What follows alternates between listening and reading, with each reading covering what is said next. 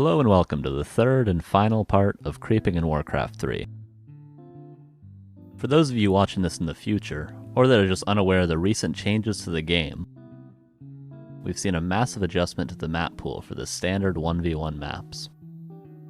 It looks like Turtle Rock, Ancient Isles, and Secret Valley are being removed from competitive play, replaced instead by new maps like Concealed Hill and Northern Isles. With maps like Terranistan, Twisted Meadows, Echo Isles, Last Refuge, and Amazonia remaining in the map pool, just getting a few minor changes. This is kind of a big map pool swap, but seeing as though most of those maps were in the pool for almost a decade, it might have been time for a change. Even with those significant changes, I can say that my last two guides are still quite relevant. You can go back and watch them here. In part 1 we went over 8 useful AI mechanics in Warcraft 3, as well as some basic terminology. In part 2 we went over the fundamental creeping tactics for each of the 4 races. It seems as though they're going in the right direction, removing some maps that were unanimously imbalanced in certain matchups, and changing others that were close to balanced, but not quite there. Although it can be hard to adjust to change in such a static game as Warcraft, these patches will be a true test of new players' ingenuity and experienced veterans' abilities to adapt. This first trick is done on Twisted Meadows with Orc. This is probably the most common trick on the list. It was first used by the Korean Orc Lyn at the Robam Boss of Warcraft 3 tournament. I'll put the link to the original video in the description below. This creep has been updated quite a bit since then, and is much easier to pull off today than it was in that video. This trick requires a specific spawn location, the top left.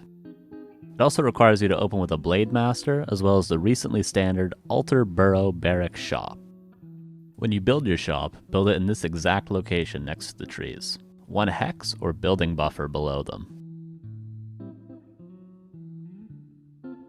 Once your first Grunt and Blade Master come out, you can pull the Rock Golem from the Goblin Lab with your Grunt, not your Blade. If you pull the camp with your Blade Master, it will be bolted right away, but if you pull the camp with your Grunt, it won't be. Start by pulling the Golem towards the gap in between your trees and the shop, and then Windwalk your Blade Master. Once the Rock Golem is in between the shop and the trees, you can break Windwalk behind the Golem. It'll be trapped by your Grunt on the left and your Blade Master on the right. If you've built your burrow in range of the shop, you can use it to help speed up your creeping. But as always, be careful to not get the last hit with your burrow, as you won't get any experience if you do.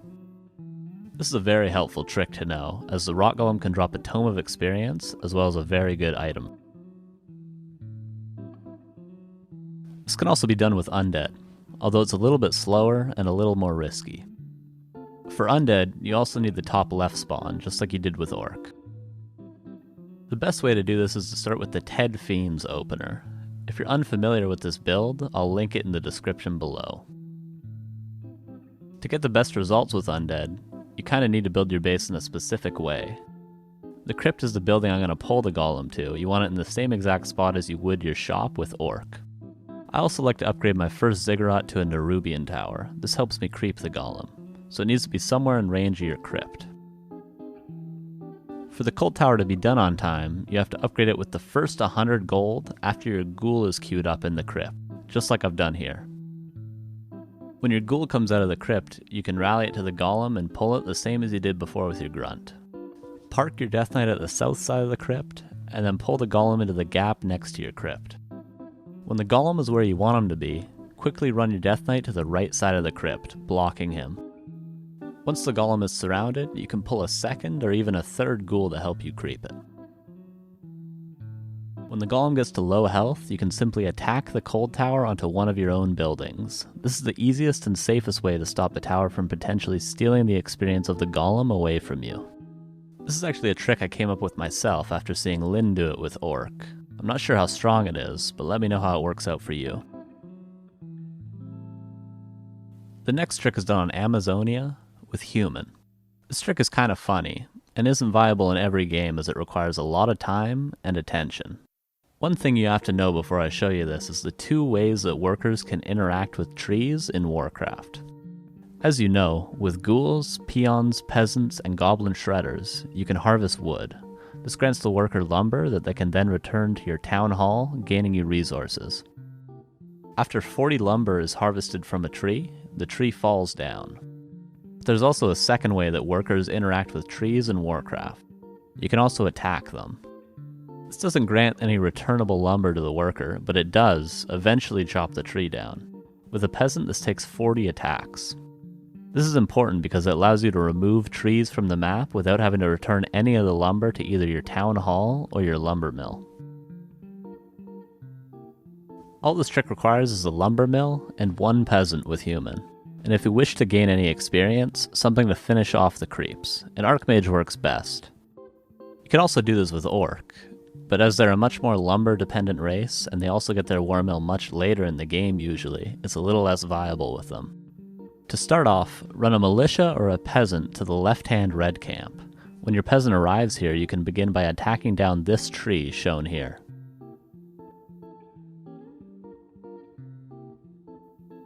After you chop down the first tree, also chop down the tree to its immediate left.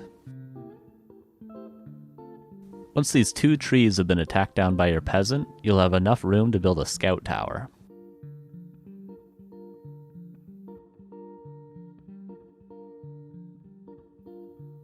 Upgrade the scout tower to a guard tower, and then you can send your peasant home.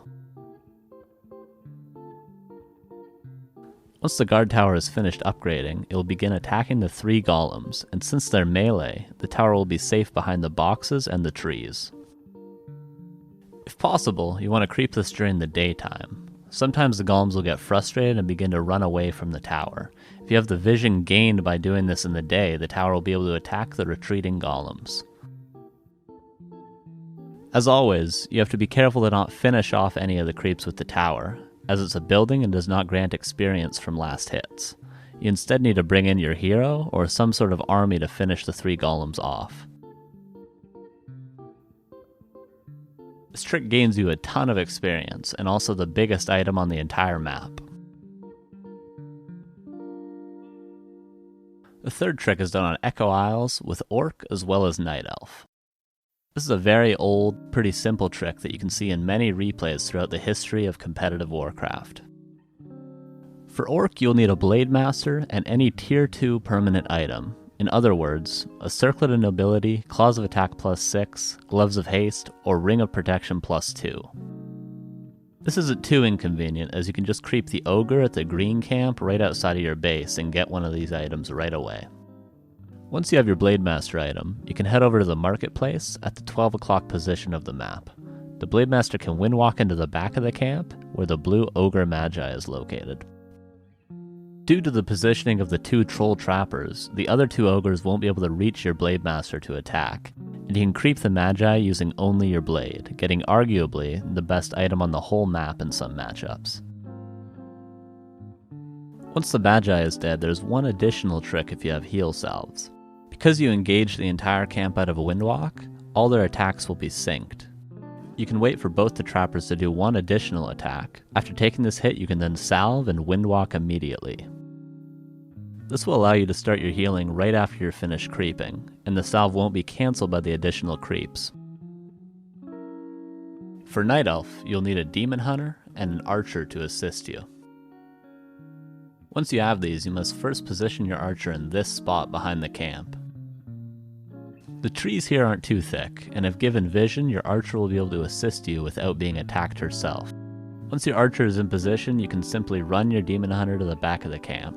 The ogres are bigger than your demon, so you can squeeze by the trappers, but they can't. Make sure to mana burn the Ogre Magi whenever possible. With these, as well as your Archer's help, your Demon Hunter will be high enough hit points to simply run away afterwards.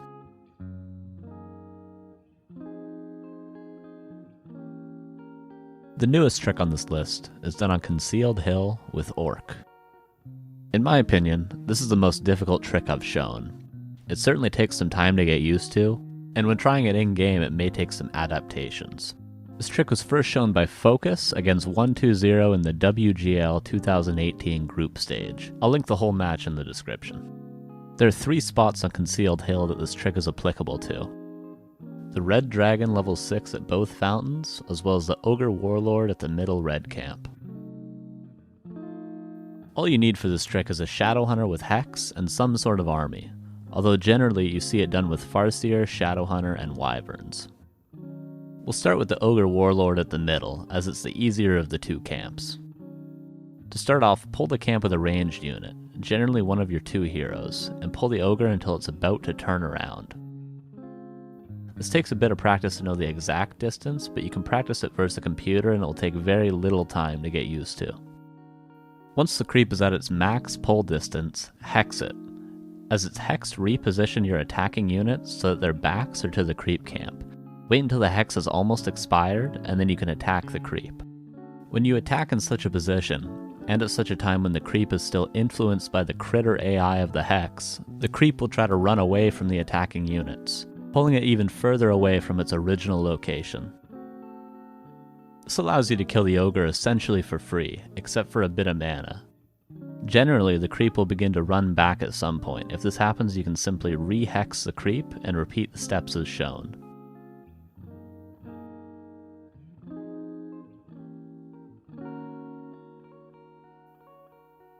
For both level 6 dragons, you can creep them essentially the exact same way. However, when you attack the dragon, it will sometimes run above the trees. Because of this, I would say wyverns are also a requirement to creep the dragons successfully, but the same principles apply. If the dragon does fly above the trees, you want to be careful not to kill it there, as this will make your item despawn or make it spawn in a very inconvenient location. I think it goes without saying that this is extremely powerful, allowing you to take the big item and creep from each of the 3 red camps.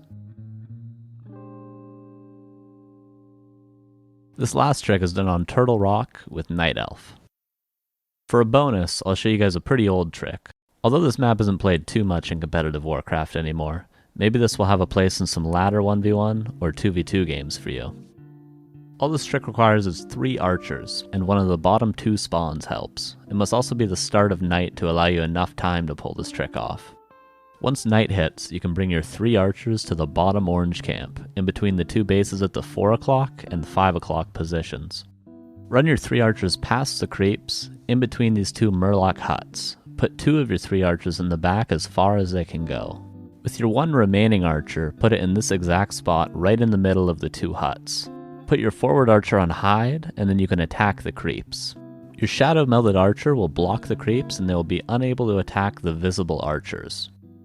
Sometimes your shadow melded archer won't be in the exact right position, and the big turtle will actually assist you in blocking the 4 smaller creeps.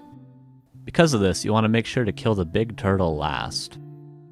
This isn't too difficult, you can just shift attack all the creeps in order, putting the turtle last in the queue.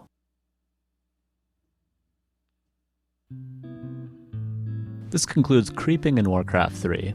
I hope this has been a helpful and comprehensive guide that can stand the test of time.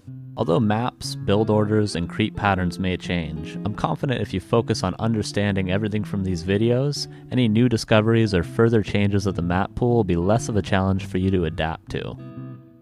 Be sure to stay tuned for future guides. If there's anything I got wrong or you'd like me to do a different video in the future, be sure to comment down below.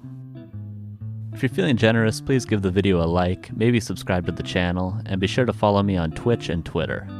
Thanks, I'll see you guys in the next video.